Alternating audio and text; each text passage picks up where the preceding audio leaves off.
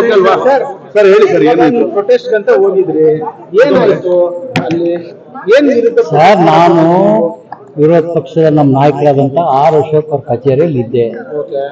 ಅವ್ರ ಕಾರ್ ಹಿಂದ್ಗಡೆ ನಾನು ಹೊರಟಿದ್ದೆ. ಅವ್ರೆಲ್ಲಿ ಹೋಗ್ತಾರೋ ಅಲ್ಲಿ ಹೋಗ್ತಾ ಇದ್ದೆ. ಒಂದು ಸಿಗ್ನಲ್ ಅಲ್ಲಿ ಅವ್ರ ಕಾರು ನಮಗೆ ಗೊತ್ತಾಗ್ಲಿಲ್ಲ, ವೆಹಿಕಲ್ಗಳು ಎಲ್ಲೋದು ಗೊತ್ತಾಗಲಿಲ್ಲ.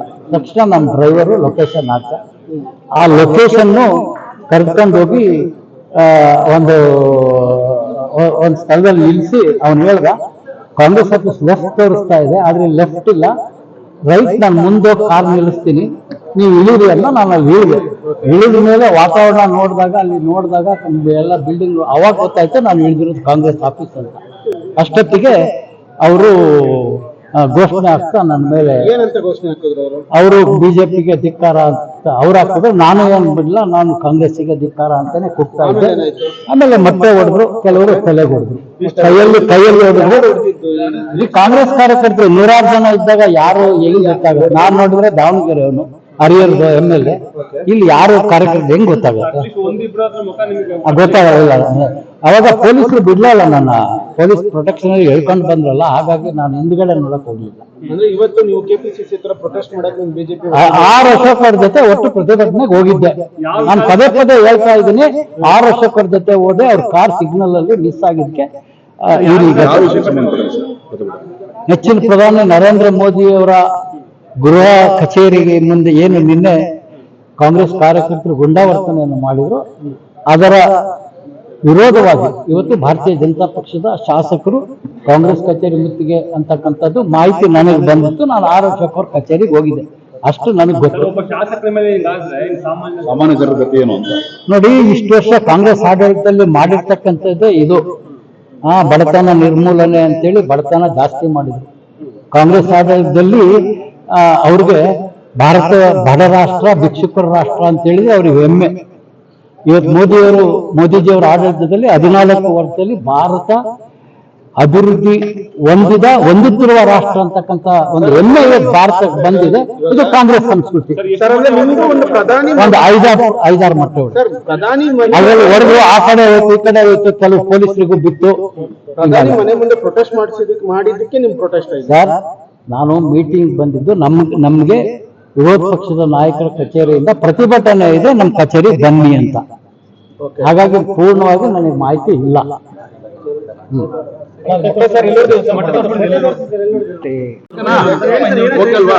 ಸರ್ ಹೇಳಿ ಸರ್, ಏನಾಯ್ತು? ಪ್ರೊಟೆಸ್ಟ್ ಅಂತ ಹೋಗಿದ್ರಿ, ಏನಾಯ್ತು ಅಲ್ಲಿ?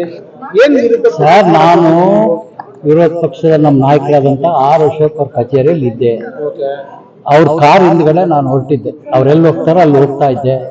ಒಂದು ಸಿಗ್ನಲ್ ಅಲ್ಲಿ ಅವ್ರ ಕಾರು ನಮಗೆ ಗೊತ್ತಾಗ್ಲಿಲ್ಲ, ವೆಹಿಕಲ್ಗಳು ಎಲ್ಲೋದು ಗೊತ್ತಾಗಲಿಲ್ಲ. ತಕ್ಷಣ ನಮ್ಮ ಡ್ರೈವರು ಲೊಕೇಶನ್ ಹಾಕ, ಆ ಲೊಕೇಶನ್ ಕರ್ಕೊಂಡು ಹೋಗಿ ಒಂದು ಸ್ಥಳದಲ್ಲಿ ನಿಲ್ಲಿಸಿ ಅವ್ನು ಹೇಳ್ದ, ಕಾಂಗ್ರೆಸ್ ಆಫೀಸ್ ಲೆಫ್ಟ್ ತೋರಿಸ್ತಾ ಇದೆ, ಆದ್ರೆ ಲೆಫ್ಟ್ ಇಲ್ಲ, ರೈಟ್ ನಾನು ಮುಂದೆ ಕಾರ್ ನಿಲ್ಲಿಸ್ತೀನಿ, ನೀವು ಇಳಿರಿ ಅಲ್ಲ. ನಾನು ಅಲ್ಲಿ ಇಳಿದ ಮೇಲೆ ವಾತಾವರಣ ನೋಡಿದಾಗ ಎಲ್ಲ ಬಿಲ್ಡಿಂಗ್ ಅವಾಗ ಗೊತ್ತಾಯ್ತು ನಾನು ಇಳಿದಿರೋದು ಕಾಂಗ್ರೆಸ್ ಆಫೀಸ್ ಅಂತ. ಅಷ್ಟೊತ್ತಿಗೆ ಅವರು ಘೋಷಣೆ ಆಗ್ತಾ ನನ್ನ ಮೇಲೆ, ಏನಂತ ಘೋಷಣೆ ಹಾಕಿದ್ರು ಅವರು ಬಿಜೆಪಿಗೆ ಧಿಕ್ಕಾರ ಅಂತ ಅವ್ರು ಹಾಕಿದ್ರು. ನಾನು ಏನ್ ಬಿಡ್ಲ, ನಾನು ಕಾಂಗ್ರೆಸ್ಸಿಗೆ ಧಿಕ್ಕಾರ ಅಂತಾನೆ ಕೂಗ್ತಾ ಇದ್ದೆ. ಆಮೇಲೆ ಮತ್ತೆ ಹೊಡೆದ್ರು, ಕೆಲವರು ತಲೆಗೆ ಹೊಡೆದ್ರು, ಕೈಯಲ್ಲಿ ಹೊಡೆದ್ರು. ಈ ಕಾಂಗ್ರೆಸ್ ಕಾರ್ಯಕರ್ತರು 100 ಜನ ಇದ್ದಾಗ ಯಾರು ಎಲ್ಲಿ ಗೊತ್ತಾಗುತ್ತೆ? ನಾನ್ ನೋಡಿದ್ರೆ ದಾವಣಗೆರೆ ಅವನು, ಹರಿಹರದ MLA, ಇಲ್ಲಿ ಯಾರು ಕಾರ್ಯಕರ್ತರು ಹೆಂಗ್ ಗೊತ್ತಾಗುತ್ತೆ? ಗೊತ್ತಾಗಲ್ಲ. ಅವಾಗ ಪೊಲೀಸರು ಬಿಡ್ಲಲ್ಲ, ನನ್ನ ಪೊಲೀಸ್ ಪ್ರೊಟೆಕ್ಷನ್ ಹೇಳ್ಕೊಂಡು ಬಂದ್ರಲ್ಲ, ಹಾಗಾಗಿ ನಾನು ಹಿಂದ್ಗಡೆ ನೋಡಕ್ ಹೋಗ್ಲಿಲ್ಲ. ಅಂದ್ರೆ ಇವತ್ತು ನೀವು ಕೆಪಿಸಿಸಿ ಹತ್ರ ಪ್ರೊಟೆಸ್ಟ್ ಮಾಡಕ್ ಬಿಜೆಪಿ ಆರ್ ಅಶೋಕ್ ಅವ್ರ ಜೊತೆ ಒಟ್ಟು ಪ್ರತಿಭಟನೆಗೆ ಹೋಗಿದ್ದೆ. ನಾನು ಪದೇ ಹೇಳ್ತಾ ಇದ್ದೀನಿ, ಆರ್ ಅಶೋಕ್ ಅವ್ರ ಜೊತೆ ಹೋದೆ. ಅವ್ರ ಕಾರ್ ಸಿಗ್ನಲ್ ಅಲ್ಲಿ ಮಿಸ್ ಆಗಿದ್ದಕ್ಕೆ ನೆಚ್ಚಿನ ಪ್ರಧಾನಿ ನರೇಂದ್ರ ಮೋದಿ ಅವರ ಗೃಹ ಕಚೇರಿಗೆ ಮುಂದೆ ಏನು ನಿನ್ನೆ ಕಾಂಗ್ರೆಸ್ ಕಾರ್ಯಕರ್ತರು ಗುಂಡಾವರ್ತನೆಯನ್ನು ಮಾಡಿದ್ರು, ಅದರ ವಿರೋಧವಾಗಿ ಇವತ್ತು ಭಾರತೀಯ ಜನತಾ ಪಕ್ಷದ ಶಾಸಕರು ಕಾಂಗ್ರೆಸ್ ಕಚೇರಿ ಮುತ್ತಿಗೆ ಅಂತಕ್ಕಂಥದ್ದು ಮಾಹಿತಿ ನನಗೆ ಬಂದಿತ್ತು. ನಾನು ಆರ್ ಅಶೋಕ್ ಅವ್ರ ಕಚೇರಿಗೆ ಹೋಗಿದ್ದೆ, ಅಷ್ಟು ನನಗೆ ಗೊತ್ತು. ಸಾಮಾನ್ಯ ಜನರ ಗತಿ ಏನು ಅಂತ ನೋಡಿ, ಇಷ್ಟು ವರ್ಷ ಕಾಂಗ್ರೆಸ್ ಆಡಳಿತದಲ್ಲಿ ಮಾಡಿರ್ತಕ್ಕಂಥದ್ದೇ ಇದು.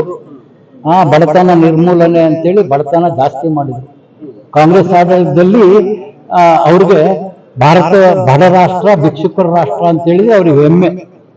ಇವತ್ತು ಮೋದಿಜಿಯವರ ಆಡಳಿತದಲ್ಲಿ 14 ವರ್ಷದಲ್ಲಿ ಭಾರತ ಅಭಿವೃದ್ಧಿ ಹೊಂದುತ್ತಿರುವ ರಾಷ್ಟ್ರ ಅಂತಕ್ಕಂಥ ಒಂದು ಹೆಮ್ಮೆ ಇವತ್ತು ಭಾರತಕ್ಕೆ ಬಂದಿದೆ.